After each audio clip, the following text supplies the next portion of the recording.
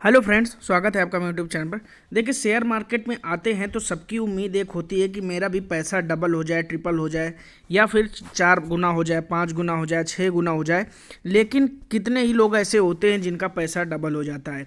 देखिए, इस चैनल का मैंने नाम ही रखा हुआ है पैसा डबल। ऐसे शेयर्स को चुन करके लाता रहता हूँ जिनमें आपको अच्छे रिटर्न्स मिलने की उम्मीद बनी रहे। देखिए, पहले मैंने हमेशा कहा है मेरा शेयर मार्केट में इन्वेस्ट करने का तरीका बिल्कुल डिफरेंट है। और वो तरीका क्या है? पहले कंपनी के बिजनेस को समझना चाहिए, यानी कंपनी क्या बिजनेस करती है, कंपनी की आगे बिजनेस की क्या अपॉर्चुनिटीज़ है और क्या ये नए ज़माने के बिजनेस को मीट करता है।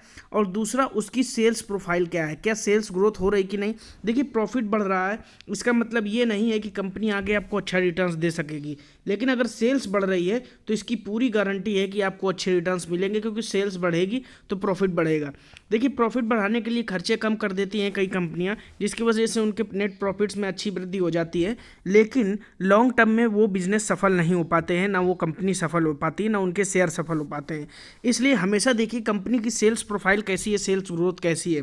इसी क्रम में एक वीडियो लाया हूँ देवयानी इंटरनेशनल का। फर्स्ट टाइम चैनल पर विजिटर है तो चैनल को जरूर सब्सक्राइब कीजिएगा। देखिए, देवयानी इंटरनेशनल सबसे पहले इनकी कंपनी के बिजनेस को समझने की कोशिश करते हैं। आपने पिज़्ज़ा हट का नाम जरूर सुना होगा, पिज़्ज़ा हट जाते होंगे, ये एक ब्रांड है। इस ब्रांड को चलाने वाली कंपनी कौन है? देवयानी इंटरनेशनल। आपने कोस्टा कॉफ़ी का नाम जरूर सुना होगा, कई बार आप गए भी होंगे, कॉफ़ी पी भी होगी, टेस्टी भी लगी होगी। और क्या मतलब जो ये ब्रांड है, इस ब्रांड के पीछे इसको कंपनी को चलाने वाली कंपनी कौन है? देवयानी इंटरनेशनल। ऐसी बहुत सारी ब्रांड है जो कंपनी चला रही है, जिन ब्रांड्स के बारे में आपको शायद पता है, लेकिन कंपनी कौन सी चला रही है ये नहीं पता होगा। ऐसी कंपनियां बहुत सफल होती हैं। अब देखिए, इसी क्रम में मैं जैसे एग्जांपल दूं, पेप्सोडेंट सब जानते हैं। पेप्सोडेंट एक समय ब्रांड था, और भले ही आज की तारीख में कई कंपनियां उसकी कॉम्पिटिटर बन गई हों, लेकिन एक ज़माने में पेप्सोडेंट का नाम था। लेकिन क्या आपको पता था उसको चलाने वाली कंपनी हिंदुस्तान यूनिलीवर लिमिटेड है? नहीं। तो इसी तरीके से जब कोई भी प्रोडक्ट खुद में एक ब्रांड बन जाता है तो कंपनी ऑटोमेटिक रनिंग हो जाती है।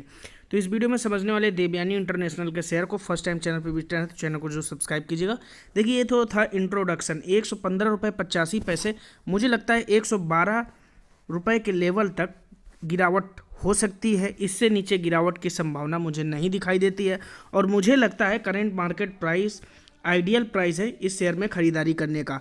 अब अगर बात करते हैं आगे, मार्केट कैपिटलाइजेशन 13,925 करोड़, यानी कि ये स्मॉल कैप कंपनी है। रिस्क है इसमें, देखिए पहले समझ लीजिए इसमें रिस्क जरूर है।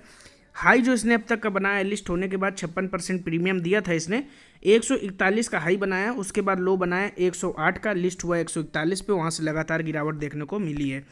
कंपनी के सेल्स को समझने की कोशिश की जाए तो हम 2019, 20 और 21 का डेटा जरूर समझेंगे। देखिए, 2019 में जो कंपनी की सेल्स ग्रोथ थी वो थी 18%, 2020 में सेल्स ग्रोथ थी 15.70%, लेकिन 2021 में -25% की गिरावट देखने को मिली। और कारण आपको सबको पता है, कंपनी के जो स्टोर्स थे लगातार बंद थे, लॉकडाउन की वजह से बिजनेस रनिंग में नहीं थे। लेकिन एक्सपेंसेस तो भैया चलते रहे, कारण कंपनी के स्टोर्स हैं, उनके किराए देने हैं, बहुत सारी चीज़ें होती हैं, तो वो एक्सपेंसेस तो वैसे ही रहे, ठीक है। लेकिन कंपनी अपना प्रोडक्ट को सेल नहीं कर पाई, जिसकी वजह से इनको नुकसान हुआ और कंपनी कर्जे में आ गई। तो ये एक शॉर्ट टर्म का नुकसान था कंपनी का, जिसकी वजह से कंपनी कर्जे में आई।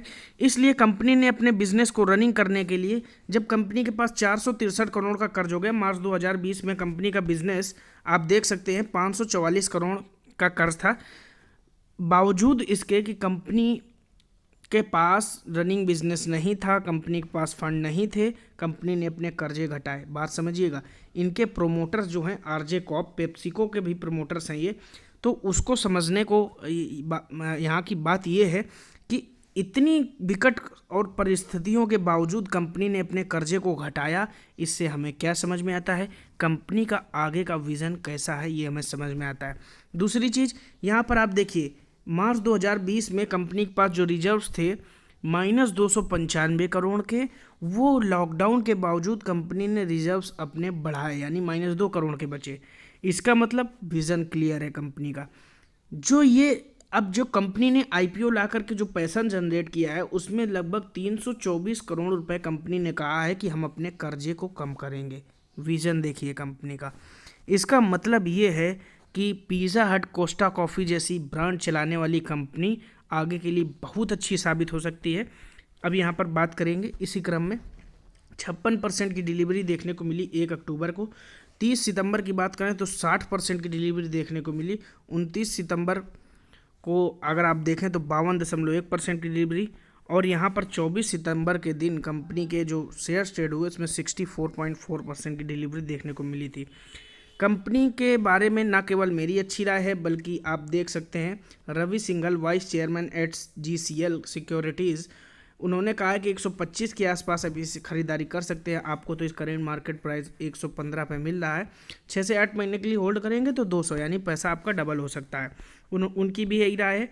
KFC, पिज़्ज़ा हट की जैसी, KFC का भी आपने नाम सुना होगा, पिज़्ज़ा हट, कोस्टा कॉफ़ी, ऐसे चलाने जब इनका IPO आया था तो 56% प्रीमियम पर लिस्ट हुआ था। मेरी राय में आपको इस शेयर में ख़रीदारी जरूर करनी चाहिए और मुझे लगता है कि ये शेयर अगर आप 10 साल होल्ड कर लेते हैं तो आपको बहुत अच्छे रिटर्न्स जनरेट करके दे सकता है। वीडियो कैसा लगा कमेंट बॉक्स पे जरूर बताइएगा। फर्स्ट टाइम चैनल पर विजिट है तो चैनल को सब्सक्राइब कीजिएगा। Thank you for watching. जय हिंद।